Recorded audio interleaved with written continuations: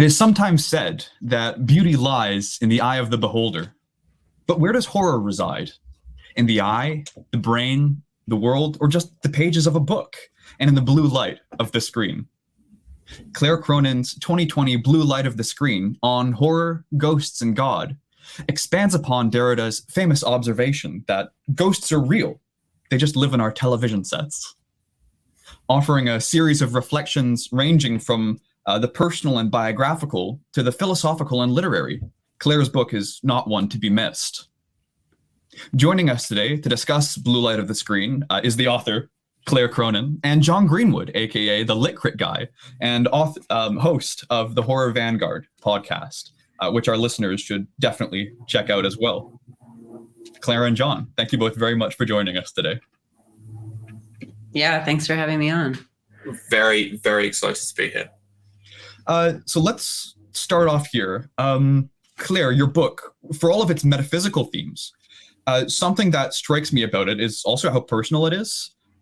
Like Yanni Hval's work, it blends horror and memoir. I feel like it's relevant to begin by asking about your life and what brought you to write it. You say in the intro that it started off as an essay, but then evolved into something much larger. But you also frequently discuss your family background. What was going on in the background of this book and what brought it into existence? Sure. Yeah, it began as just when I was in grad school, I took a nonfiction writing class and had not done that before. And I was trying to come up with something to write about for a very short assignment. And so I started just writing about why I'm obsessed with horror movies, and then found that I just had more and more to say. And so it just kept going. And I just worked on the project for years and it developed into a book, basically. But it was one of these, watching horror movies and TV and reading scary books was like one of these things I've been doing since I was a kid that like I kind of hadn't examined. Like I felt like I had like mined certain parts of my life for other creative material, like as a songwriter and a poet and earlier in my life. But horror was almost like an outlet that was like, it was not something I had talked about like in therapy or like it was, anyway, it was like, it was a material that I could go into and I found there was a lot there that felt really personal in terms of like, why am I interested in these stories of like families in trouble? Why am I interested in stories where like the dead person comes back or evil, supernatural evil is real? Or like, I want to see, like, I love to see the woman weeping. Like, I like to see the scared kid. Like, why is this making me feel so good in a way? Or why does it feel good to be scared? Like, why is this a comforting genre to me? But it didn't lead, it led to some obvious answers, which I talk about in the book in hopefully nuanced ways about like, my parents' awful fighting and my depression and some family trauma along those lines. But it's also still kind of a mystery to me, like how fear works. And I did a lot of reading that was sort of like psychoanalysis, like Freud and some people that came after and some little dabblings in philosophy and lots of media theory. But what's most interesting to me is that it's like still a mystery. And so I didn't have an argument to make. Like all I could do is give back to readers the different things that I had found and sort of my own take on like thinking about fear and how I could only do that in a way that was like based on my own experience. Does that make any sense?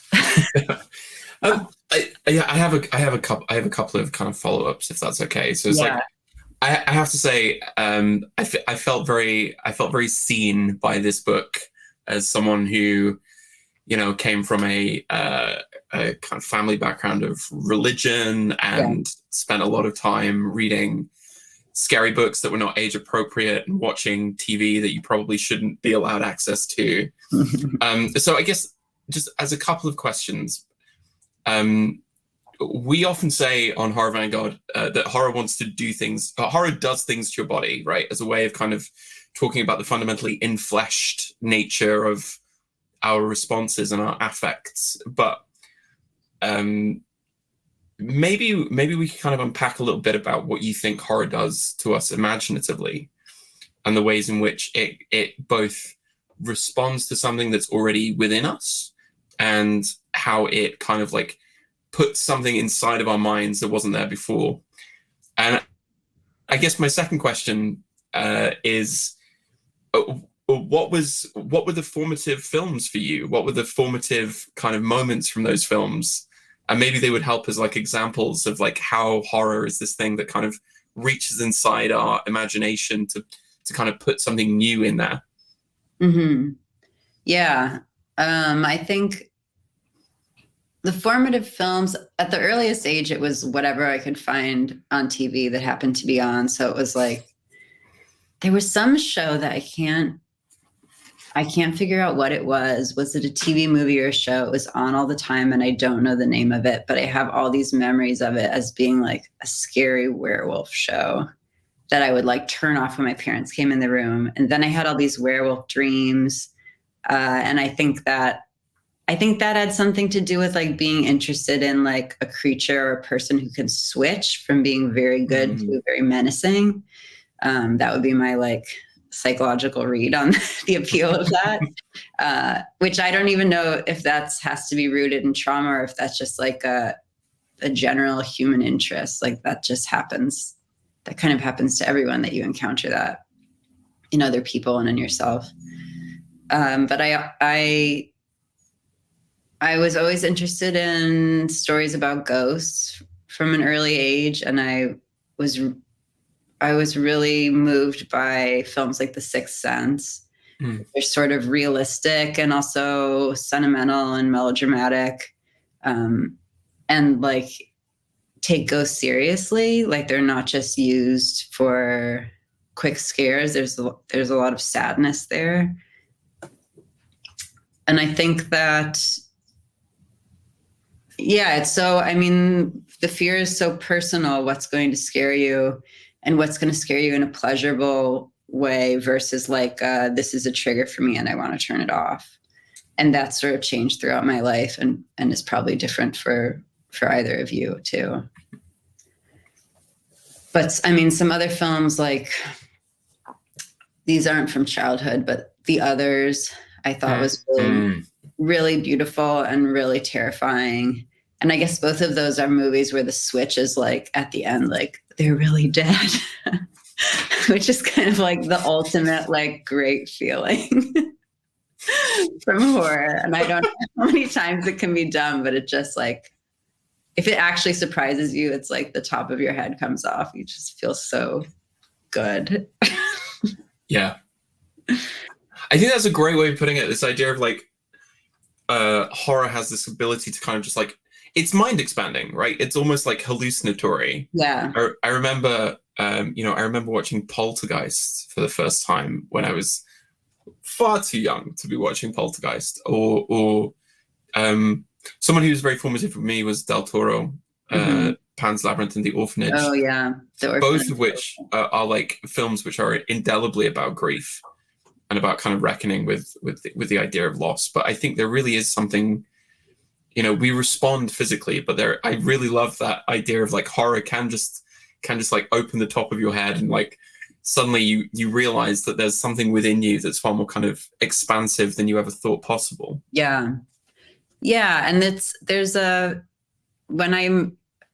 when I've been in that state of mind where I'm really affected by a horror film and the fear lingers throughout the day and the night, and you start to be afraid of your face in the mirror when you're like walking down the hall. That hasn't happened in a long time, but it's just so amazing that can happen to you, that a fictional thing can enter your brain and suddenly the frame around your reality has changed for a few hours or a few days. That was just very compelling to me. Yeah, I think it's part of the appeal, right? This idea of like you come out of like a horror movie that kind of reaches through the screen and gets you, and suddenly the world is not this collection of kind of boring, flat, phenomenal objects anymore, but everything has a kind of like meaning or Yeah. or power or like sinister edge to it. Yeah. It is sort of like an existential shock when you suddenly go, oh yeah, the world is both beautiful and terrifying all of the time. Yeah. Yeah. And for me, I'm probably because I come from a really religious family, I most enjoy that feeling when it's tied to like ghosts are real, like the afterlife is real, or like even like the devil is real, so you better be careful. If it's just there are some movies that I've either turned off halfway or just like had a bad feeling lingering after because of their treatment about like certain real world dangers, like, you know, the way they depict a sexual assault or like the death of a child or something. Like if it just feels like it's like exploitative or like something feels like morally off or something, which is a weird criticism to make of horror. I don't like that feeling lingering. But that's not about supernatural belief. That's just like the way I feel after I've read some like scary true crime stories about like, oh yeah, everyone is evil. I'm afraid of my neighbors. Like that's not the feeling I want. I want to have all the time. Well, I guess I have a question that kind of continues along in the same spirit of John's ones. I think what you wrote about in Blue Lighted the Screen, there was something very recognizable within all of it for me as well. I mean, just then you mentioned like some sort of werewolf. I'm pretty sure it's the exact same one that used to terrify me as a kid. What was it? I remember there was an episode of it called like The Werewolf of the Marsh or The Werewolf of the Swamp. And it ends with this horrible scene of like the kids being chased through a swamp and then one of them falling off of a cliff. And it was a kid show. And that just terrified me until I was like, 12 years old. I can still remember this. The only ones that I really remember from my childhood are like Goosebumps, something like that. Goosebumps. Oh yeah. But like I've checked all the episodes for that one and it's not in there. What is it? Did you watch Are You Afraid of the Dark? Yes. Yeah. Yes. That was I think that might have been it. That might have been it.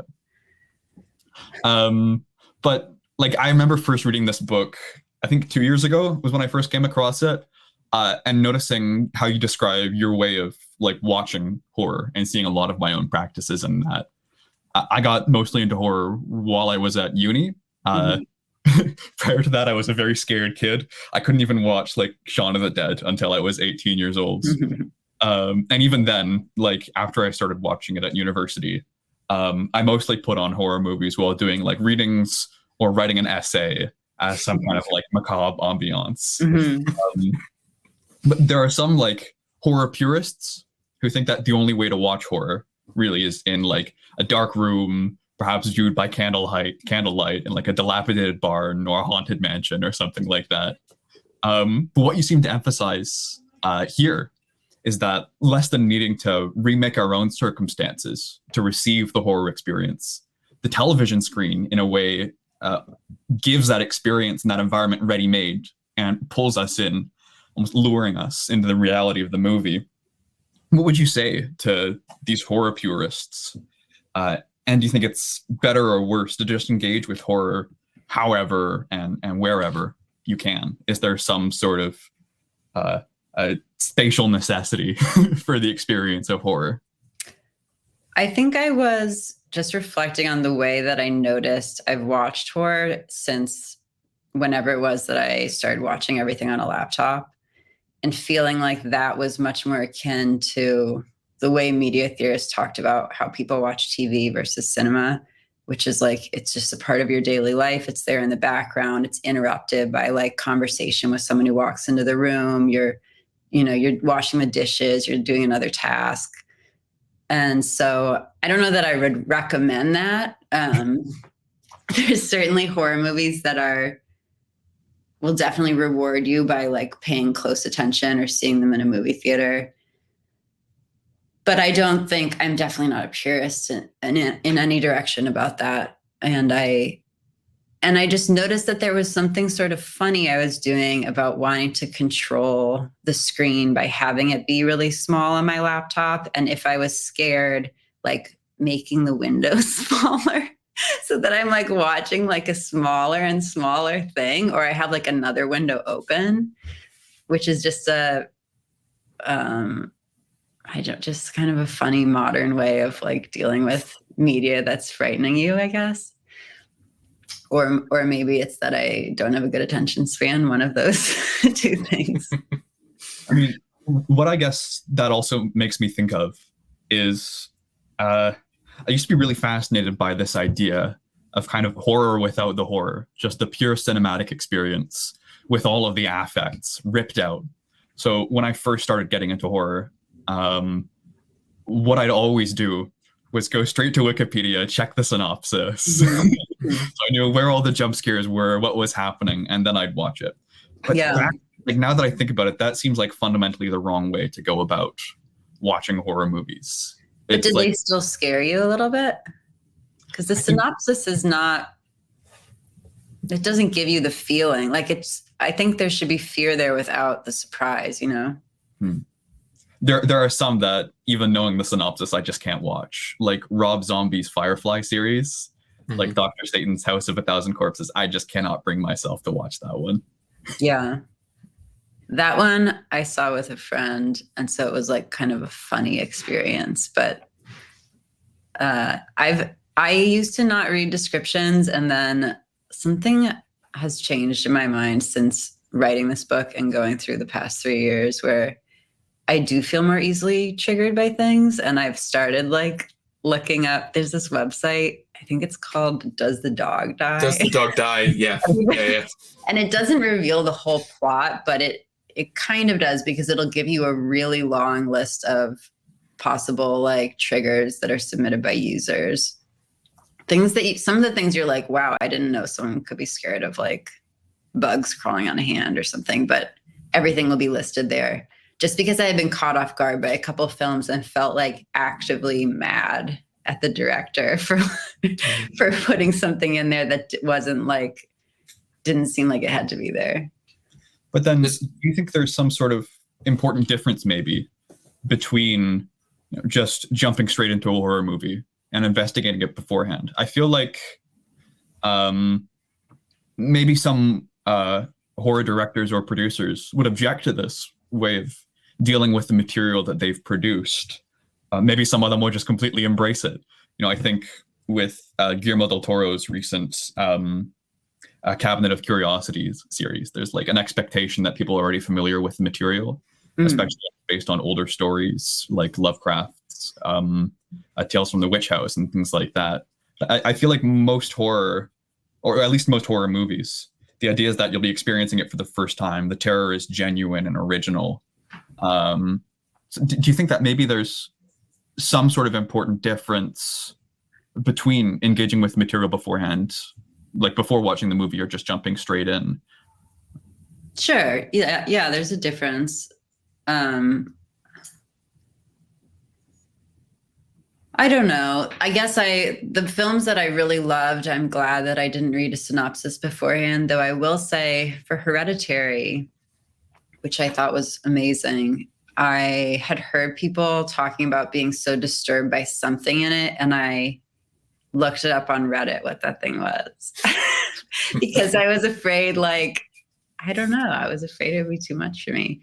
And then I was like, I guess I won't say what it is, even though it seems stupid to block a spoiler at this point, but I was still just as scared, I think, by the whole movie. And this one tiny moment, which was like a graphic moment, but it was still shocking. And I don't know that it changed my experience of the film. Yeah. There's a couple of things I think are worth kind of flagging here, which is like, firstly, there's a real act of kind of trust in watching a horror movie. I think it's super interesting. You said there are some directors who've just made you mad.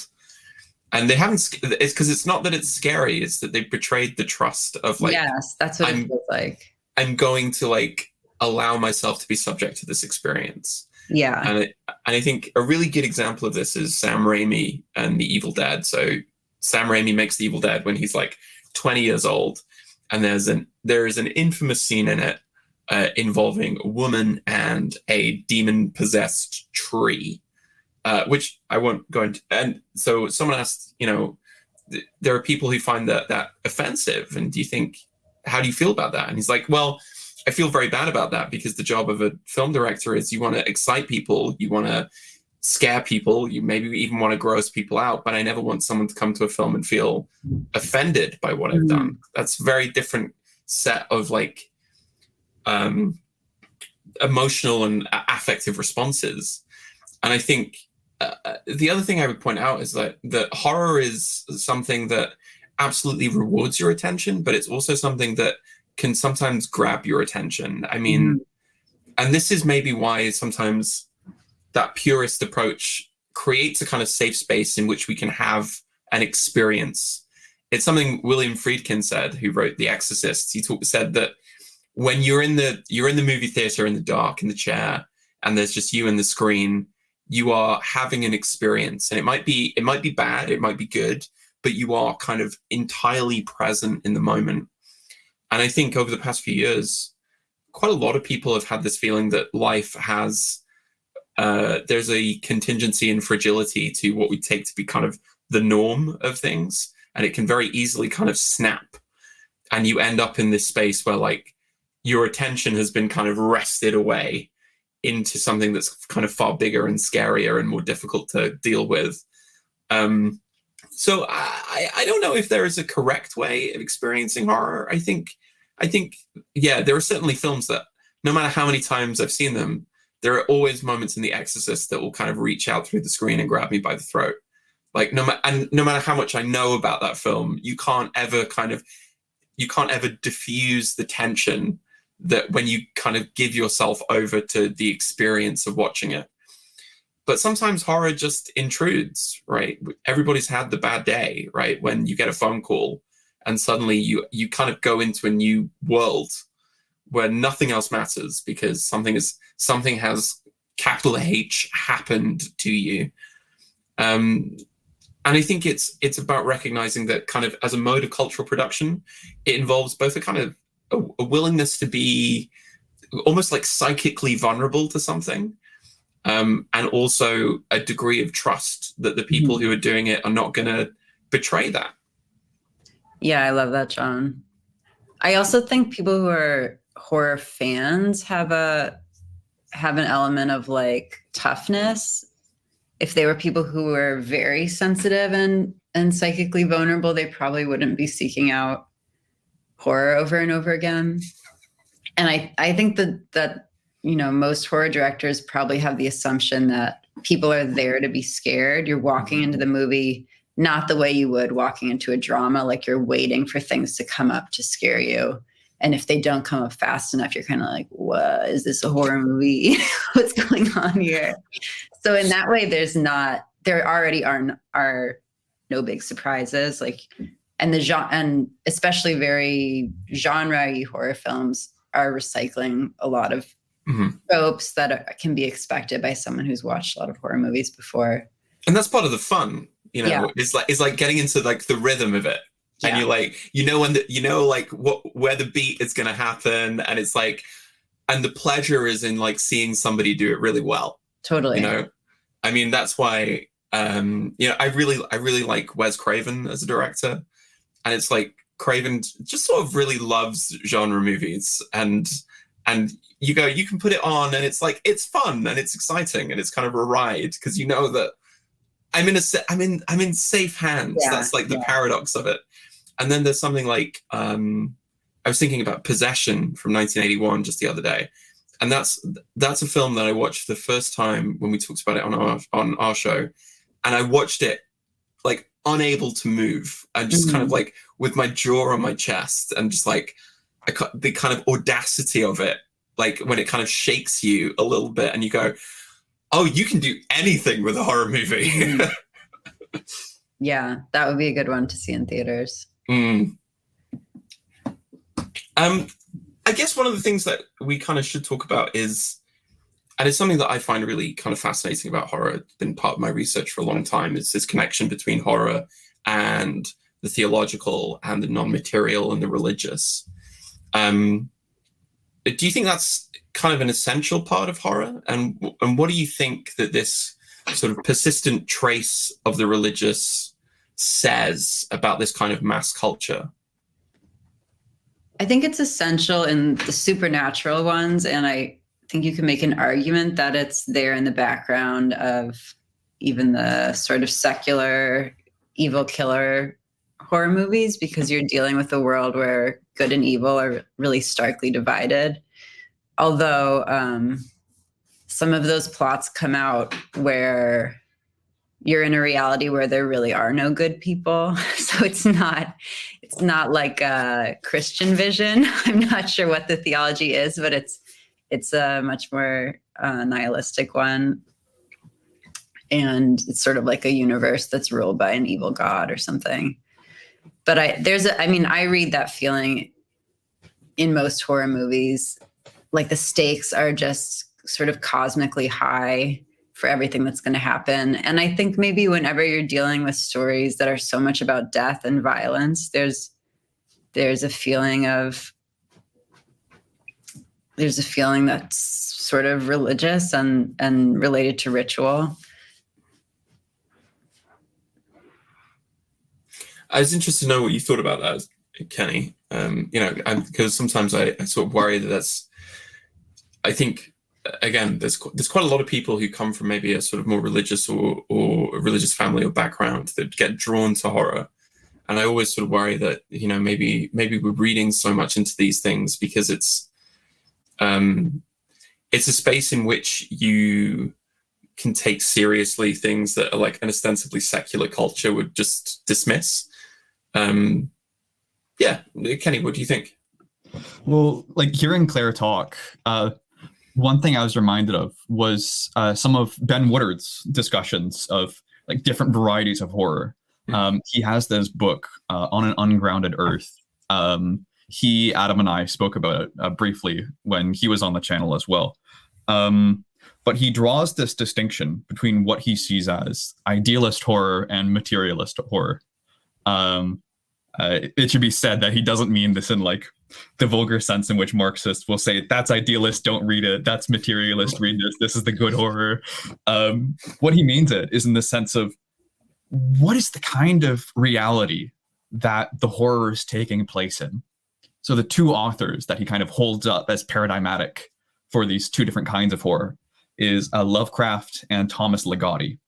He thinks for Lovecraft, the kind of horror that's there is always some kind of naturalistic horror.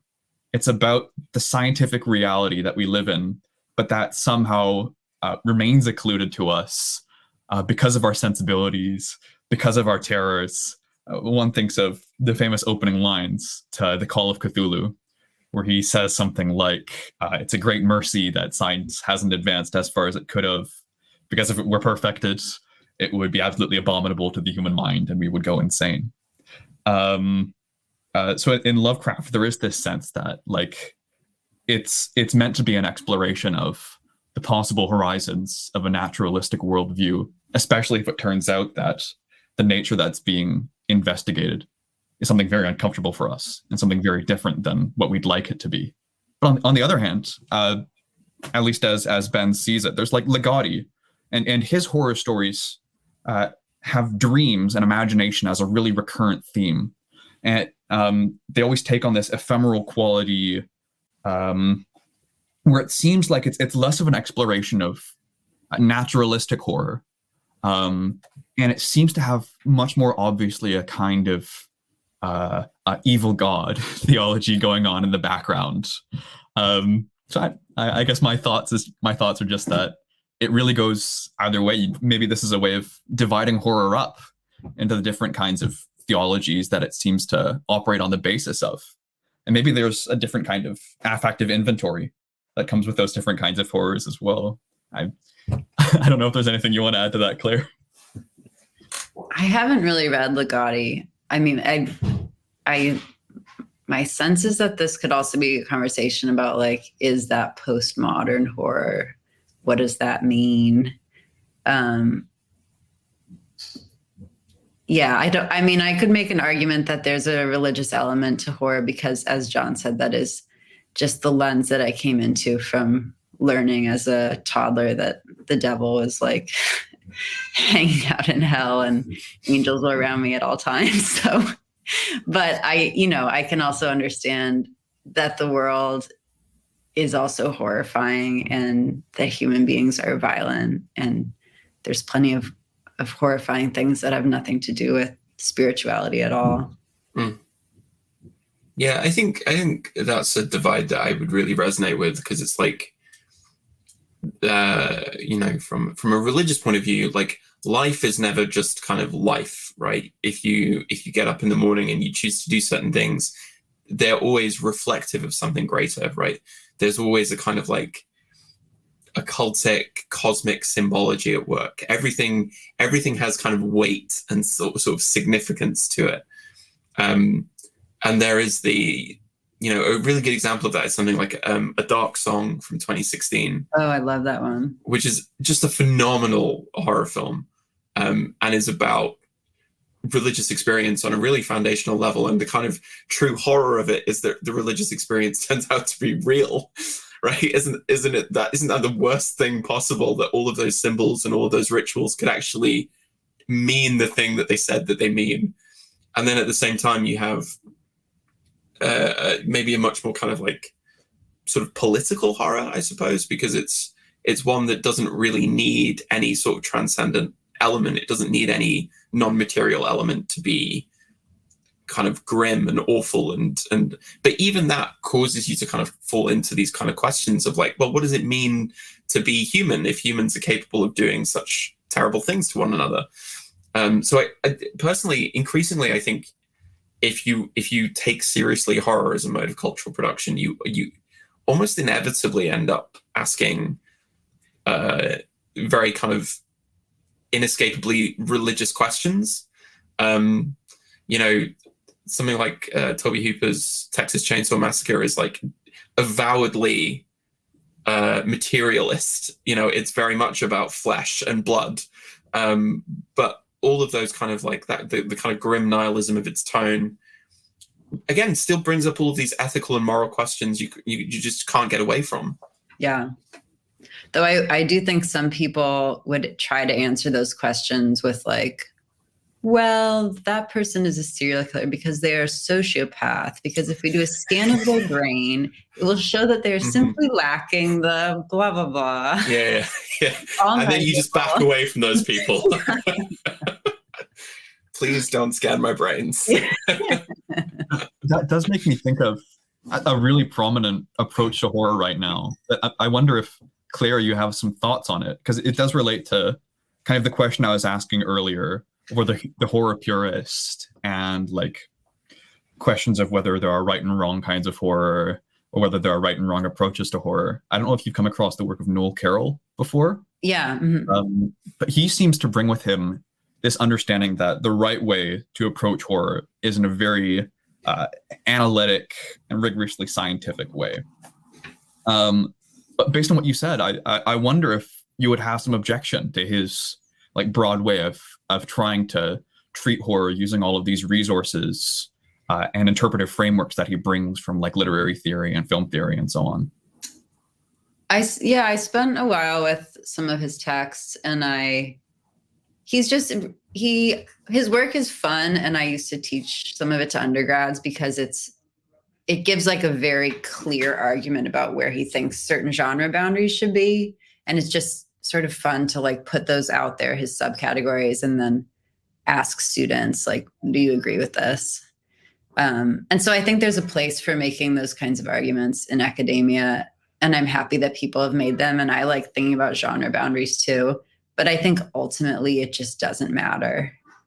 and horror is something that's meant to be scary, and it scares you, and you can go into a bigger discussion of what is what is fear. And one of the things that still interests me from his definitions is that horror is a combination of fear and disgust. So something could be, what did he say for like a thriller?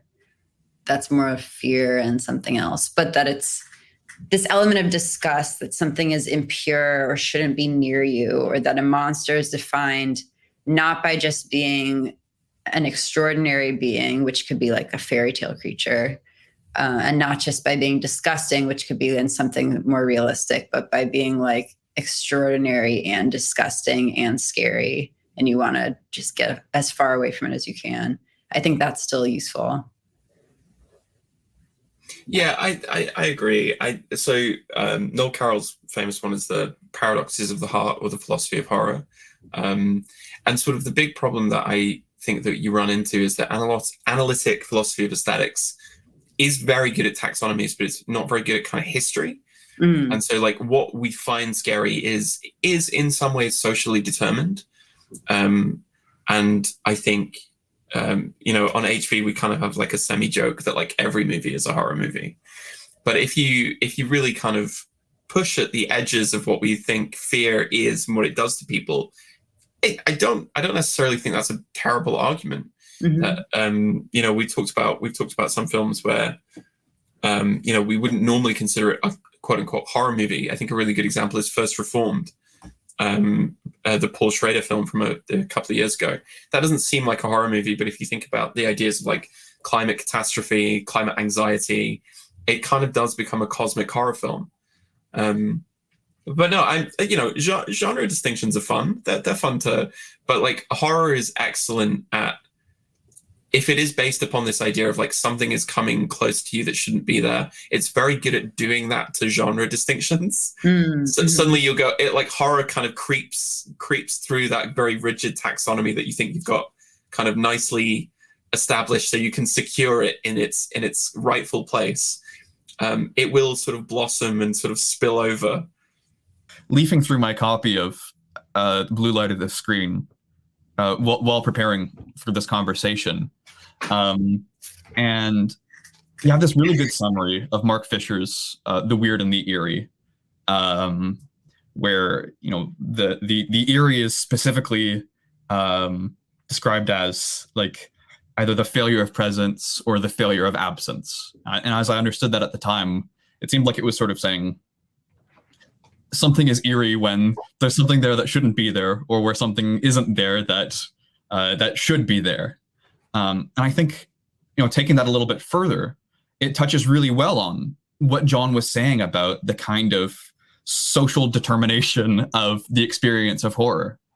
We could trace this all the way back to, Freud's category of the unheimlich, where the homeliness of certain things and also the unhomeliness of them seems to presuppose a certain understanding of what is to be expected, of what should be there and of what shouldn't be there. And this seems to collide with one of the most interesting themes of your book, I think, which is what horror does to our sense of self. There's this really cool passage where you talk about the experience of watching a horror movie late at night and kind of falling asleep to it. And then in a sense, letting that horror into yourself. Could you talk a little bit more about that?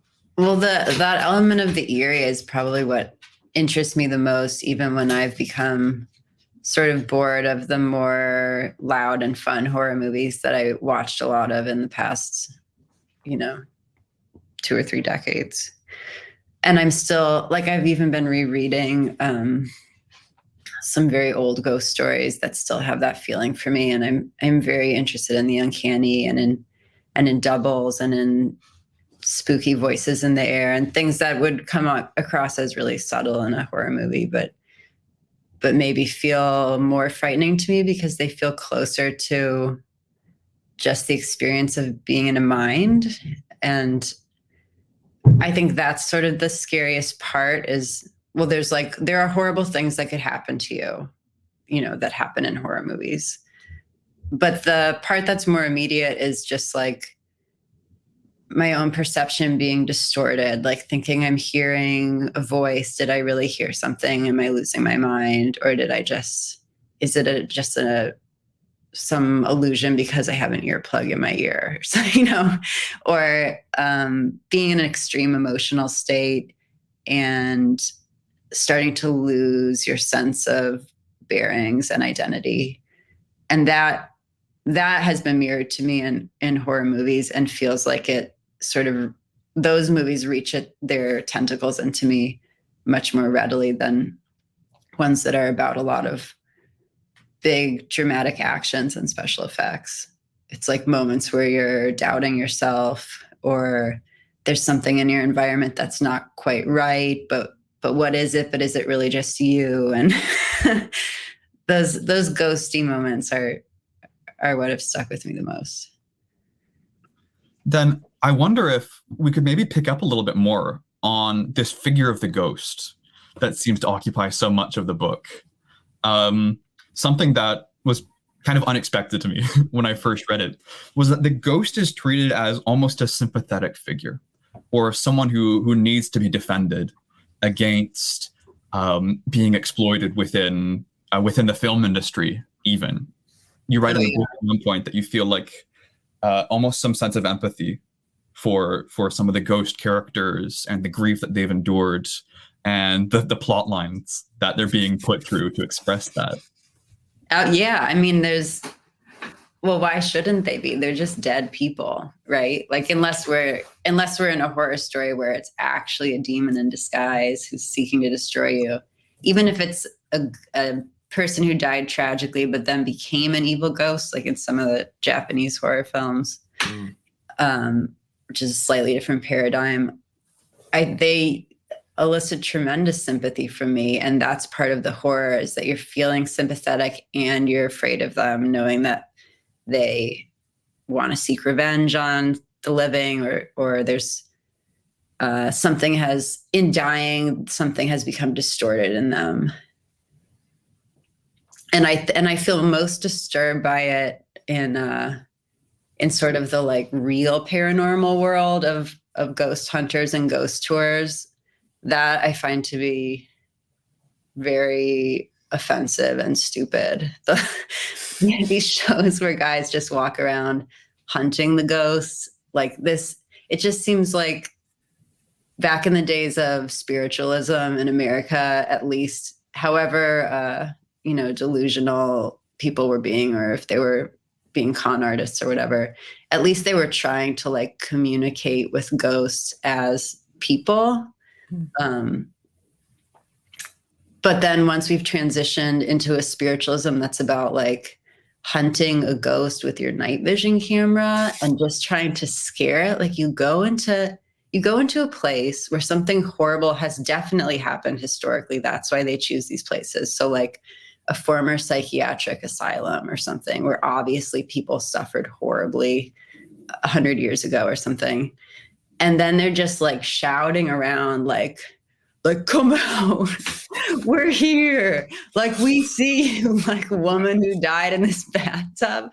Like, that's so violent. Like, why are these living people, I don't know. It's just like it's something, I think I write about this in the book, but it's something in the aggression and hatred towards the ghost, towards the dead, seems to me to just be like a flip side of being afraid of them. Mm-hmm. Then continuing that, sorry, John, I know I've been asking a lot of questions. There's one horror movie you mentioned in the book. The name is eluding me. And it's about exactly that. A group of like television stars or whatever who go into an old asylum, and it's a found footage movie. But it ends quite startlingly with everyone else on the filming team getting captured and killed by the ghosts inhabiting the asylum. And one of the last scenes in it is the star of this horror show being subjected to a lobotomy by the ghost doctors of the asylum. So I wonder if there was almost something cathartic in that conclusion to the movie, of the people who go into these spaces and mock the ghosts and try to exploit the pains that they went through in life, getting a little taste of it themselves. I write about the Ghost Hunter TV shows, and then I put a description of a film that's very brief. But yeah, that could be satisfying that those guys get punished. I would be down for that. There's something that that Richard Gilman-Opalski writes about in Spectres of Revolt, where he says that actually ghosts are natural. It's entirely what's unnatural is not to believe in them at all, right? To see them as just these things that you can kind of like summon up for a cheap thrill, because it's a phenomenally kind of like outrageously violent thing to do to history itself. It makes me think of Walter Benjamin's on philosophy of history, where he talks about actually the only historian who had kind of like has any hope in sort of fanning the flame or, keeping those sparks alive. The one is the historian that knows that not even the dead will be safe if your opponent wins. And just everything that you were talking about, Claire, made me think of one of my favorite short pieces by John Berger, which is 12 Theses on the Economy of the Dead. And the 12th and final thesis is, how do the living lie with the dead? Until the dehumanization of society by capitalism, all the living awaited the experience of the dead. It was their ultimate feature.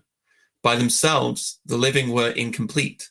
Thus, living and dead were interdependent, always. Only a uniquely modern form of egotism has broken this interdependence, with disastrous results for the living, who now think of the dead as eliminated. They become just this thing that we can yell at and try and track down and turn into a spectacle on our night vision goggles. And yeah, I think that this brings up the kind of really important point you make in the book of the connection between ghosts and grief. I feel I had an experience recently of reading a passage of the book at a friend's book launch as kind of the opening act for her. And she has wrote a nonfiction book that's about these horrible deaths in her family, like her father, her brother, some other relatives a few generations back.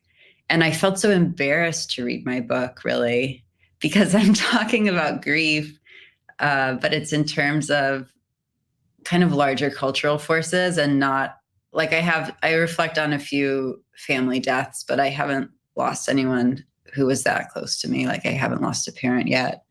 I haven't lost a sibling.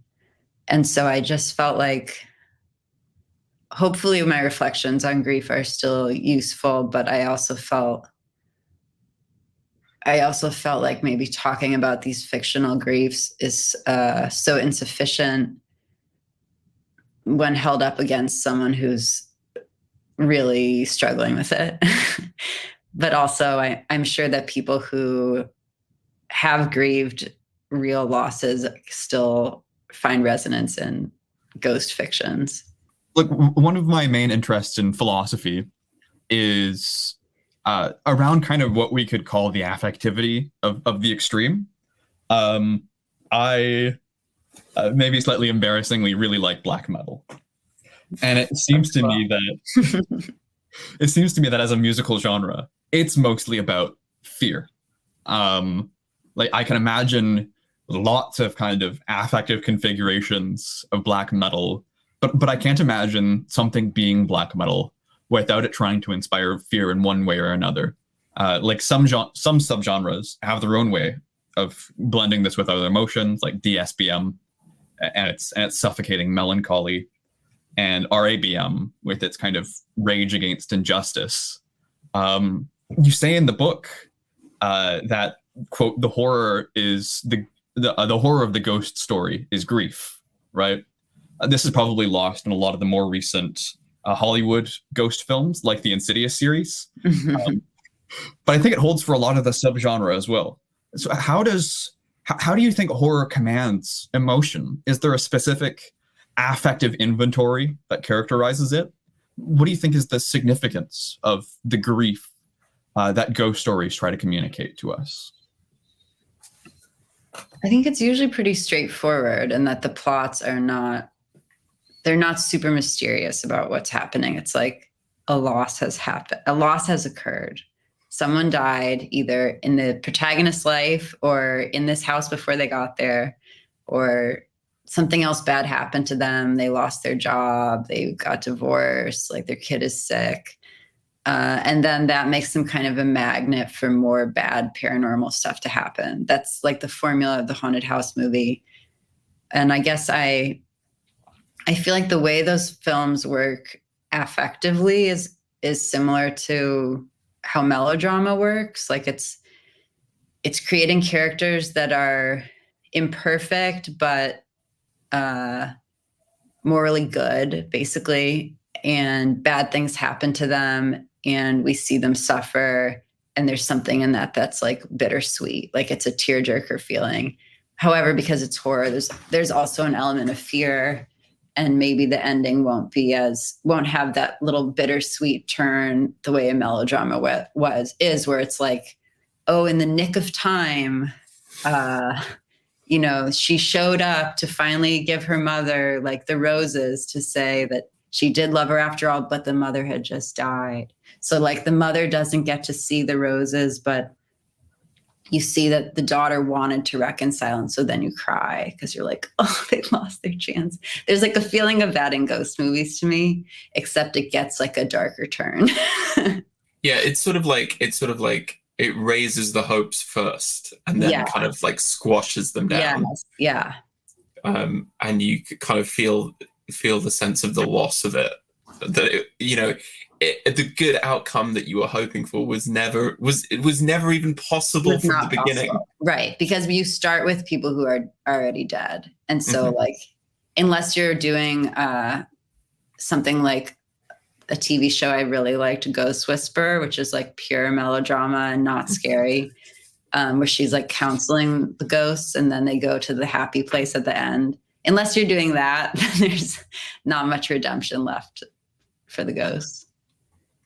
And it's really one of the oldest kind of like Gothic conventions, which is like the dead are never gone, right? We think of them as gone, and actually, in many ways, kind of the Gothic novel of the late 1700s comes out of like English elegy poetry, where you would go to graveyards to literally like think about the dead, and give them just a little bit of the time and attention and respect that they deserved. And then in that moment, like the dead are kind of resurrected in front of you and are taken as being kind of like morally instructive. That's a real tradition in the elegy poem of like they're gone, but in a way their example means that I have become them, and they get to kind of have a certain kind of permanent existence.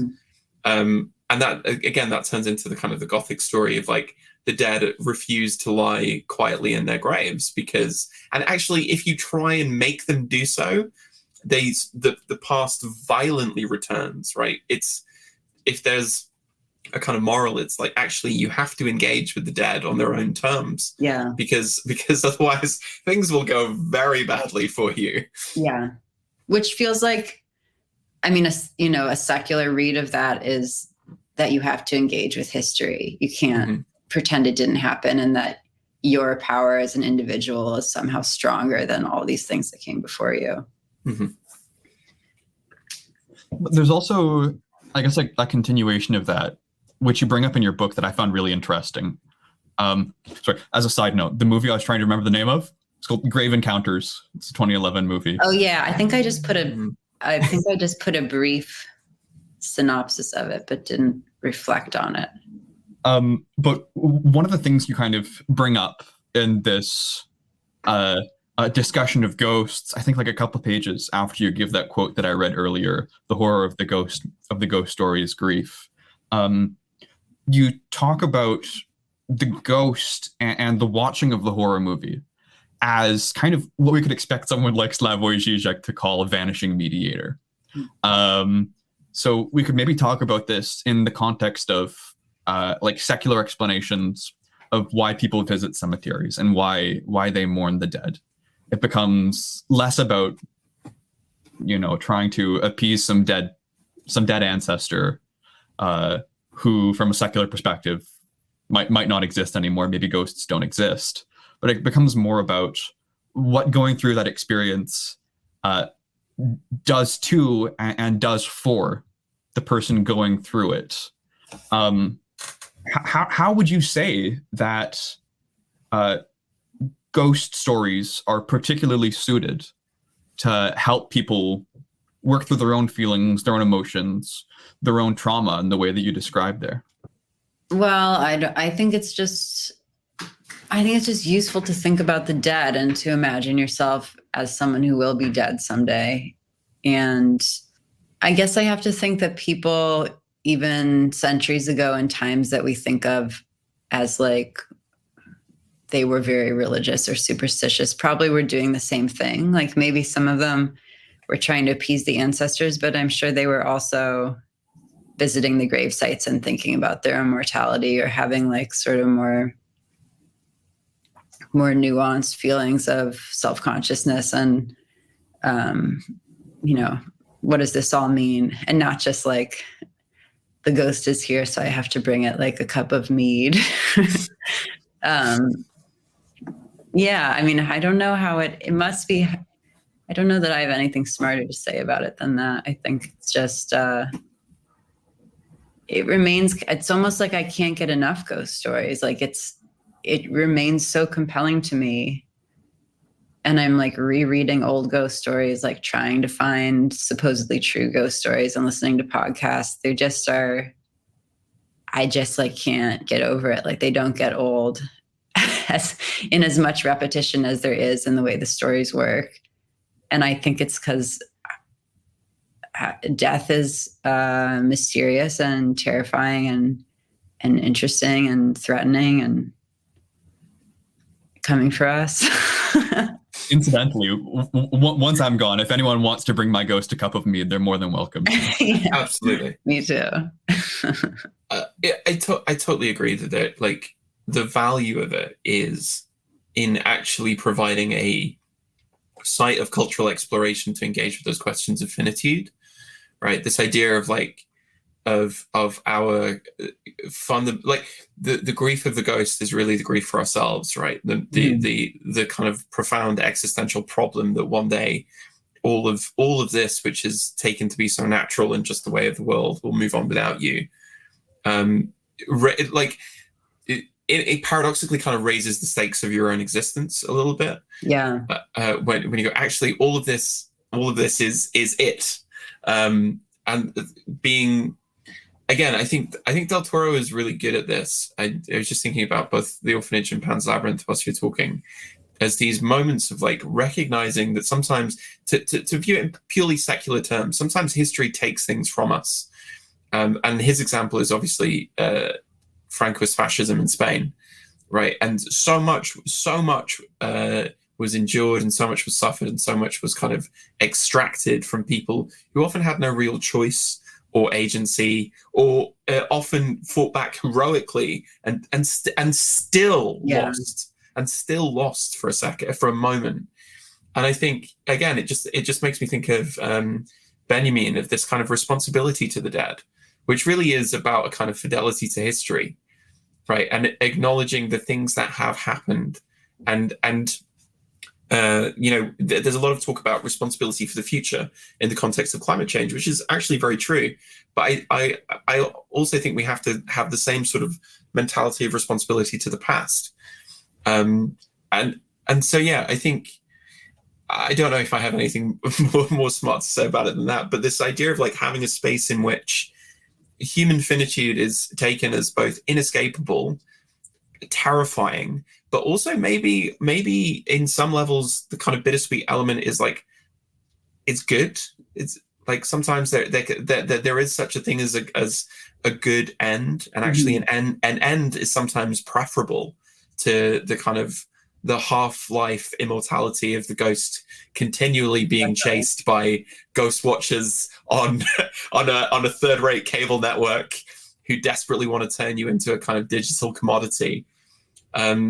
I think that's the and again, you can think about this in the terms of religion or kind of ritual senses of death studies. I think broadly, to me anyway, the ghost story is about this imperative for a commitment to history, and to retroactively like Benjamin talks about this very movingly in the concept of revolution, right?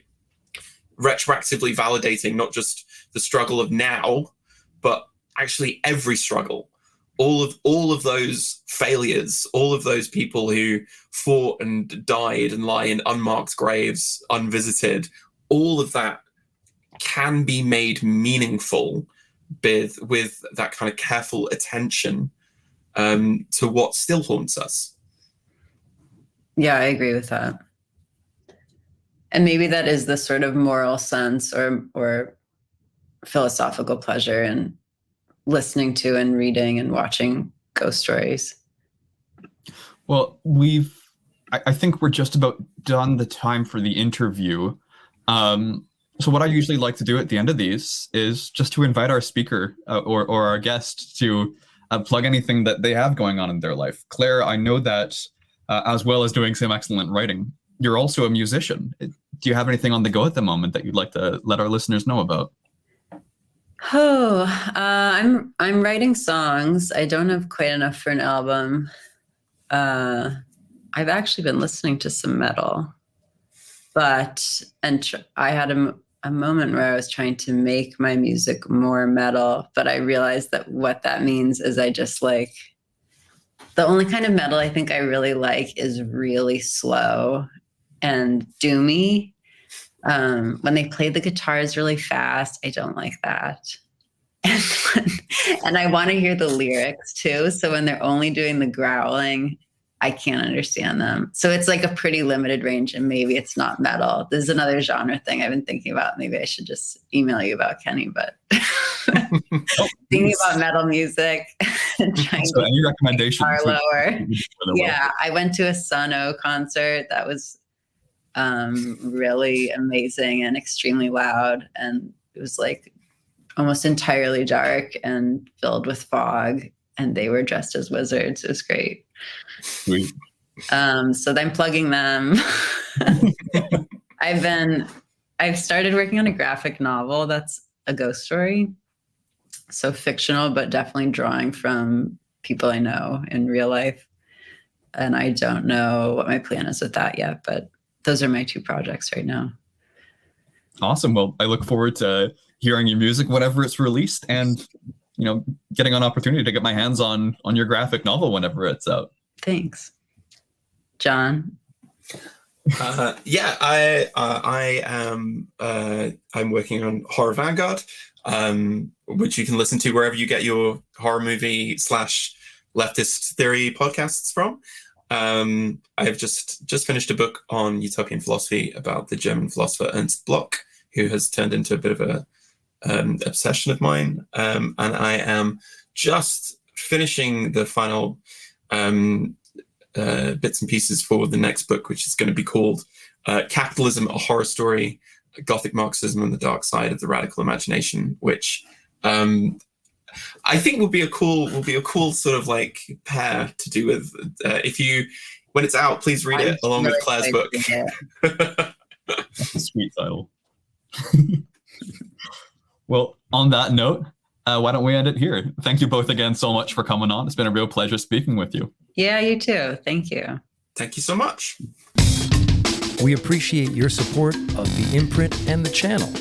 Subscribe to Zero Books Today on Patreon. Your material support helps us to promote a variety of perspectives on the left. Also, discover the many titles, new and old, that Zero has curated. Navigate to any of the links in the show notes to extend your support.